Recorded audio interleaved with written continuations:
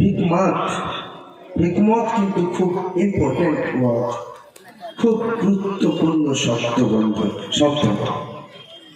উলামায়ে কেরাম এখানে আমাদের মওজুদ আছেন, জানেন এই হিকমতের ব্যাখ্যা করতে গেলে তাফসীরের পর তাফসীর আর বিভিন্ন হাদিসে এত ব্যাখ্যা আছে যে বলা যাবে না। আমার ভাই আবু সিদ্দিক বলেছেন যে আপনি ইনফরমেশন দেবেন না। We are practicing at Calcutta High Court and Supreme Court of India, and we are arguing the matter before Supreme Court of India with information. কিন্তু ওই ইনফরমেশন ওই জাজদের বোঝা সহজ, কিন্তু আপনাদের বোঝা একটু কঠিন, ঠিক না? আপনাকে যদি আপনি 1 ক্লাসে পড়ছেন, 10 ক্লাসের অঙ্ক 12 ক্লাসের অঙ্ক বোঝায়, বুঝতে পারবেন না। তাহলে ইনফরমেশন দিয়ে আমার লাভ নেই, কিন্তু আমি আপনাদেরকে সহজ ভাষায় কিছু দিক বলে দেবো, যাতে আপনি আপনার অন্যকে বলতে পারেন যে কেন আমরা বিরোধিতা করছি এই কালো আইনে।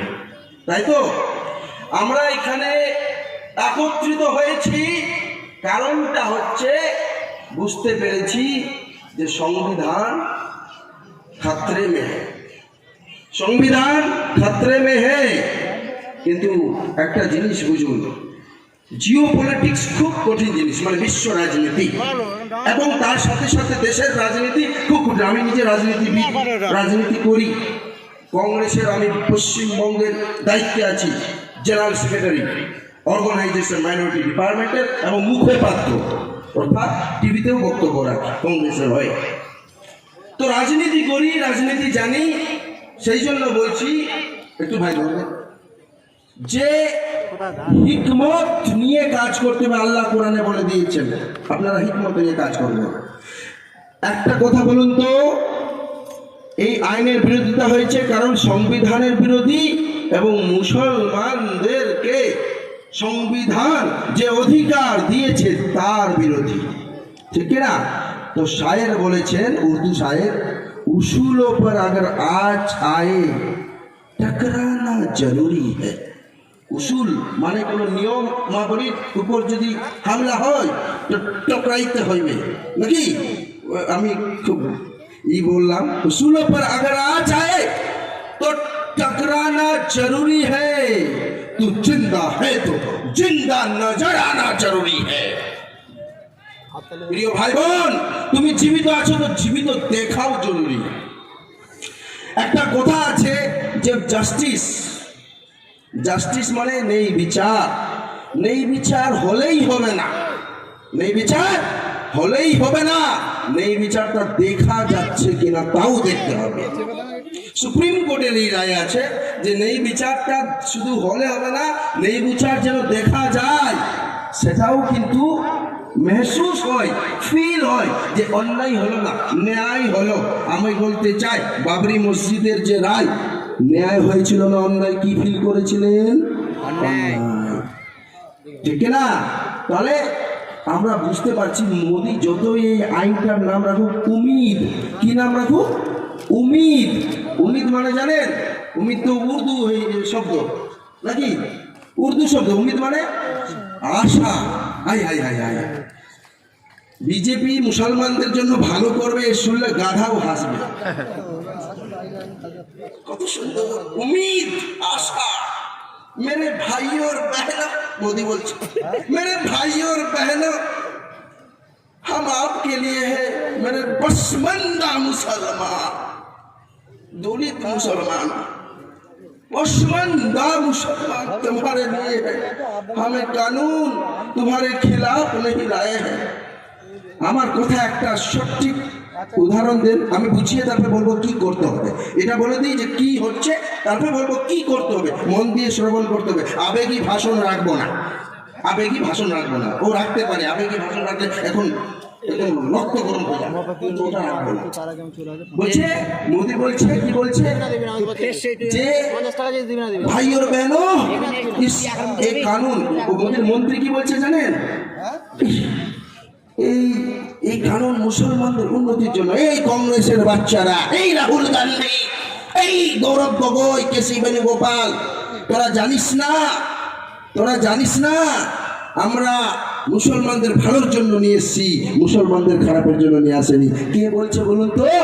মোদিজির মন্ত্রী বলছে পার্লামেন্টে, ইউটিউবে সার্চ করে দেখে নেবেন, বলছে মুসলমানদের জন্য ভালোর জন্য নিয়ে এসেছি। তো কি ভালো? मोदी जी क्या अच्छा बात है? अच्छा बात ये है कि नाम कर दिया चेंज, नाम कर दिए चेंज, वो अकाबेर नाम कर दिए ইউনিফাইড করে শোনাচ্ছে আপনাদের, আপনারা বুঝতে সুবিধা হবে। হ্যাঁ, নামটা দেখলেই আপনারা মানে ওয়াকাবের নাম মানে ইউনিফাইড এক্সক্লুসিভ ডেভেলপমেন্ট, আপনার একটা পরে পুরো উমিদটাকে করেছে inclusive unified work management empowerment efficiency and development. U দিয়ে ইউনিফাইড মানে ইউ, আর এম ম্যানেজমেন্ট দিয়ে এম, ই দিয়ে ই, আর ডি দিয়ে ডি, আর double E efficiency E, UMEED, আশা কা কিরণ।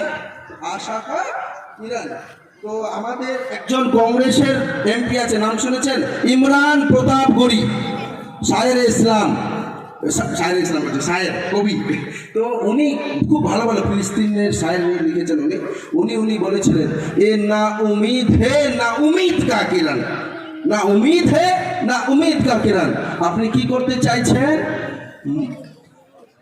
এই যে মুসলমানদেরকে যে অধিকারটা দিয়েছে ভারতীয় সংবিধান, যে মুসলমানদেরকে শুধু দেয়নি, সব ধর্মের লোককে দিয়েছে, যে প্রত্যেকটা ধর্মের লোক নিজের ধর্ম অনুসারে নিজের জিনিস কন্ট্রোল করবে, তাই না?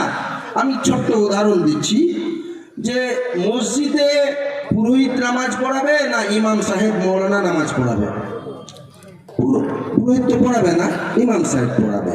মন্দিরে ইমাম সাহেব পূজা করাবে না পুরোহিত করাবে? পুরোহিত করাবে। সেম, এটা common sense. Law is nothing but common sense. তো আমাদের এই বাপকে দান করেছে, বলুন তো, আমাদের বাপ দাদারা দান করেছে। আমার জমি আমি দান করেছি, ওইটা ব্যবহার হবে, ও আমি বলে দিলাম, লিখে দিলাম, এই জন্য ব্যবহার হবে, জলের জন্য হবে, ইসের জন্য হবে, মসজিদের জন্য হবে, জানাজার জন্য হবে। ওই ওয়াকিফ মানে যে দান করেছে, ওয়াকফ করেছে, তার অনুসারে ব্যবহার হবে, তাই না? তার যেটা বলে দিয়েছে সেটা হবে। আর ওয়াকফ শব্দটা মানে হচ্ছে থেমে যাওয়া, ওয়াকফ, স্টপ, হল্ট, মানে এই জমিটা আর বিক্রি করা যাবে না। ওয়াকফ হয়ে গেলে বিক্রি করা যাবে না, বিকজ এটা রিলেশন আল্লাহর সঙ্গে হলো। এটা ভারতীয় সংবিধান অনুসারে, ভারতীয় সংবিধান সবাইকে, হিন্দুদেরও একটা আইন আছে, হিন্দু এন্ডোমেন্ট অ্যাক্ট, ওখানেও বলা আছে হিন্দু ছাড়া অন্য কেউ ওই কমিটিতে থাকতে পারবে না। কিন্তু ভাই আরেকটা জিনিস মিথ্যা ছড়াচ্ছে, জানেন কি মিথ্যা? একদম বলবে रेलवे के बाद, मंत्री बोलছে पार्लियामेंट, रेलवे के बाद डिफेंस के बाद आर्मी के बाद सबसे ज्यादा लैंड वक्फ बोर्ड का है। কোথায় তথ্য পেলে রে ভাই?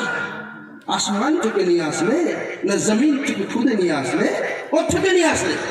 এইটা তথ্য ছড়াবে না। আর আমাদেরও লোকেরা আসলে ওই শুনে করে দিচ্ছে যে রেলের পরে, আরে আর্মির পরে আমাদের সবচেয়ে অনবদ্য সম্পত্তি। না না না, এটা হিন্দু ভাইদেরকে ভরকানোর জন্য এটা বলছে। তামিলনাড়ুর দুটো মন্দিরের যা সম্পত্তি, তামিলনাড়ু এবং অন্ধ্রপ্রদেশে মিলিয়ে দুটো মন্দিরের যা সম্পত্তি, ওয়াকফ বোর্ডের তত সম্পত্তি নাই। তাহলে মন্দিরের হিসাবটা দিতে হবে মোদিকে দিতে হবে না? যেমন তুমি মুসলমানদেরকে বলে দিচ্ছ মুসলমানদের প্রপার্টিতে হিন্দুরাও আসবে, খ্রিস্টানরাও আসবে। মানে হিন্দু মানে কোন হিন্দু? যে হিন্দু মোদিকে মানে না ওই হিন্দু নয়, কিন্তু আরএসএস এর হিন্দু। আরএসএস যারা হিন্দু জাতির শত্রু, আরএসএস হিন্দুদের শত্রু, মুসলমানদের শত্রু, মহিলাদের শত্রু, দলিতদের শত্রু, দেশের শত্রু, সংবিধানের শত্রু, এই ঝান্ডার শত্রু, ভারতীয় তিরঙ্গার শত্রু। তারা মানেনি, কোনোদিন নাক ধরে ঝান্ডা ওঠায়নি।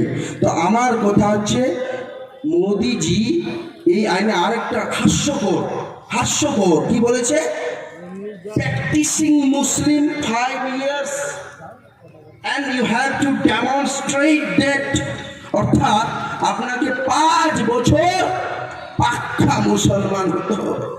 হাই হাই আল্লাহ, শুনে আমি পাগল হয়ে গেছিলাম পুরো আইনটা, যে মোদি ঠিক করবে মুসলমানের কে ইমানদার কে বেঈমান।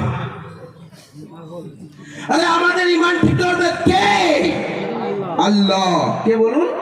আল্লাহ। আল্লাহ রব্বুল ইজ্জত রব্বুল আলামিন, সমস্ত বিশ্ব জাহানের রব, উনি ঠিক করবেন মুসলমান কে ইমানদার কে বেঈমান কে মুনাফিক কে কিছু। সেই কিয়ামতের দিন হাশরের ময়দানে বিচার হয়ে সব সাজা পাবে, সবাই পাবে। কিন্তু নরেন্দ্র মোদীকে জিজ্ঞেস করতে চায়, তুমি কত বড় মুফতি, হে তুমি কত বড় মুহাদ্দিস, কত বড় তুমি মুজাদ্দিদ, তুমি কি মুজাদ্দিদে হিন্দুস্তান, যে ভারতবর্ষের তুমি মুসলমানদের ইমান ঠিক করবে? কে ঠিক করবে? ডিএমকে ফিট করবে তুমি যে 5 বছরের মুসলমান কিনা? মানে বলে দিয়েছে 5 বছর মুসলমান থাকবে, আর দেখাতে হবে, দেখাতে হবে, ডেমনস্ট্রেট করবে। ডেমনস্ট্রেট মানে দেখানো যে আমি মুসলমান, তারপরে আমি দান করতে পারবো। ঘোড়ার ডিম, আমার প্রপার্টি, আমার জমি, আমি ঘাসকে খাওয়াবো না কাকে খাওয়াবো? ভাইকে দেবো না বোনকে দেবো না এনামুলকে দেবো না হাসানকে দেবো না আবু সিদ্দিক ভাইকে দেবো? কাকে দেবো? আমার জমি আমি ফেসলা করবো। এটা আইনে এই অধিকার কে দিয়েছে? সংবিধানের 300 ধারাতে বলে দিয়েছে রাইট টু প্রপার্টি।